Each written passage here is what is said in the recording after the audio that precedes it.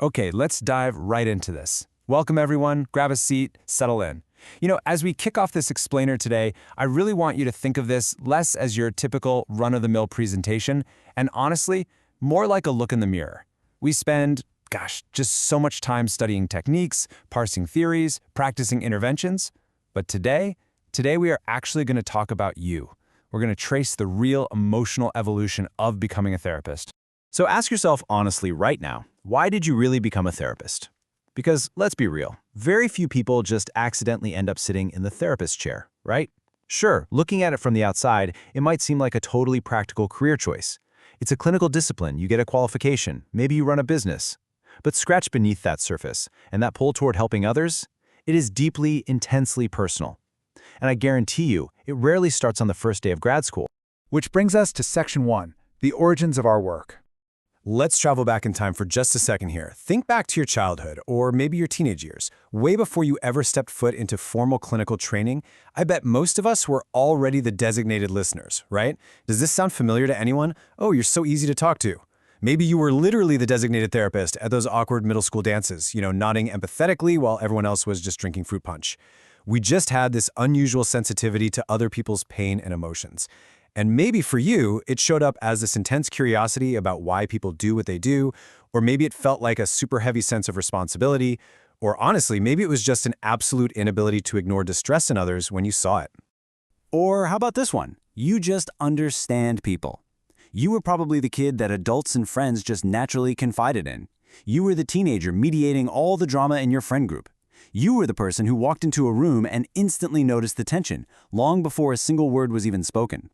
And growing up, this heightened radar, this awareness, it was constantly validated, wasn't it? It was praised by the adults around you. And then there's the classic, wow, you're very mature for your age. We've all heard that one. But let's face the hard truth behind that praise. These traits, they didn't always come from a place of ease. For a lot of us in this field, they actually emerged as survival adaptations. Kids growing up in unpredictable or difficult environments, well, they often become highly observant because, quite simply, observation creates safety. Learning to hyper-read moods, catch those tiny emotional shifts, or even caring for ill family members, that became a protective mechanism. Now, obviously, not everyone comes from a tough background, but for many of us, our empathy was essentially born out of a need to navigate instability. We were never just emotionally neutral towards suffering. We were fundamentally wired to relieve it. So let's move to Section 2, the illusion of certainty, and see how this builds. Okay, so you take all that natural empathy, that unusual lifelong tolerance for carrying emotional weight, and you bring it straight into formal training. And what happens?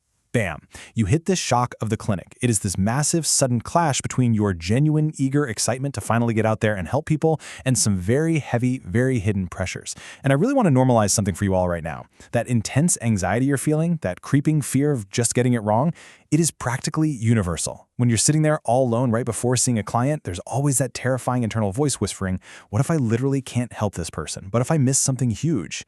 And look, this fear isn't entirely unhealthy. Actually, in a lot of ways, it just reflects how deeply you care. But it can snowball really fast. Walk with me through this little timeline. Tell me if this hits home. The session ends, and instead of just taking a breath and letting it go, you replay the entire hour mentally. You obsess over every single outcome. You start comparing yourself to senior practitioners who, mind you, have been doing this for decades. And then you just feel horribly guilty if your client's progress seems a bit slow. Conscientious people like us, we unconsciously start believing that if we just study harder, if we just work longer, if we obsess just a little bit more, we're going to eventually cure our own uncertainty. But, guys, here is a simple yet incredibly profound truth. Human beings are complicated. Pain is complicated. Recovery is really complicated. No two clients are ever going to respond exactly the same way to the exact same conversation or intervention. So wearing my mentor hat for a second, I really need you to accept this clinical uncertainty. Getting more knowledge? Yes, absolutely. That reduces your doubt. But it is never, ever going to entirely eliminate it, and that is okay. That brings us to Section 3, when helping becomes unhealthy. And this, right here, is a massive, critical warning sign. When we refuse to accept that inherent clinical uncertainty we just talked about, we step right into the danger zone. I want you to ask yourself a deep, reflective question right now. Just think about it. Where are you operating from today? Because on one side, we have wanting to help. That's meaning. That's the purposeful, deeply beautiful human reason you started this entire journey. But on the exact opposite side, we have needing to fix. And that's the pressure to justify your own self-worth. It is a subtle, sneaky shift, but an incredibly dangerous one. Because over time, the work actually stops being about the client's healing, and it gets tied directly to your need to succeed, your need to prove that you're competent. You've got to learn to notice the second your motivation crosses that line. Let's pivot to Section 4, Building Sustainable Clinical Boundaries.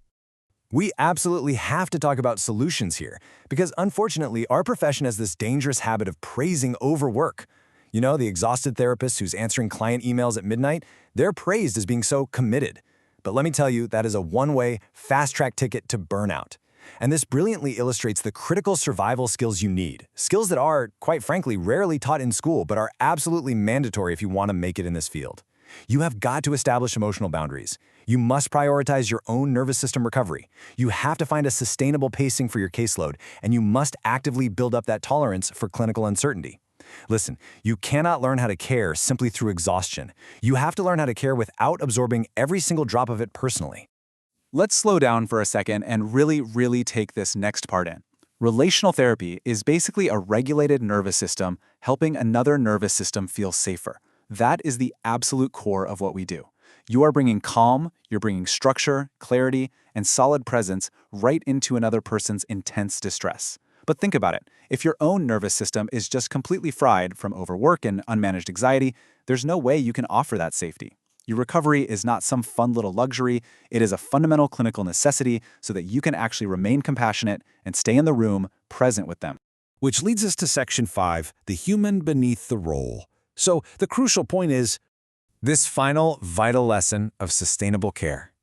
The therapist is still a human being.